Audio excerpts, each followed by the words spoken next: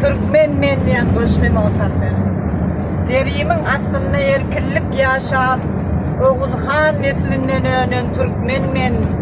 Devur batırlansa devurden batır. Çıdamı yoğurlan, derde kavurlan. Asmanım hıyallı, yıldızlı ayli. Göktepen dağından aşan Türkmen men. Ceyhun bilen behri kadar arası. Medeniyet ocağı, tarih ovası. Katı yeri köküm vurup beygelip. Yağış bilen yağıp, zil bilen akıp. Erkin çapan Göroğlu'nun yaylası. Çıparlardan aman kalan Türkmen men. Hiç kimse mengzem yok, elbette yöne. Dağlar bana mengzep biler daşlarım.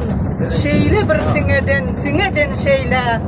Anzaklara elin şayan Türkmen men. Her çağını doğulup pırağıy olup. Aylan çok yollarda kemine dönüp. Şıgırlarda güllep nefese yönüp. Karan kıyını dırnap asırlar boyu. Zulümün hamını soyun Türkmen men.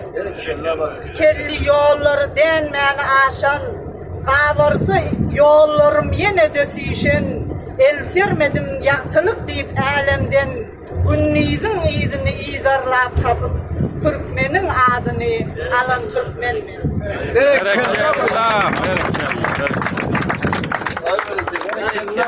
Allah oğlum sağ ol, canın sağ olsun, başın belak olsun.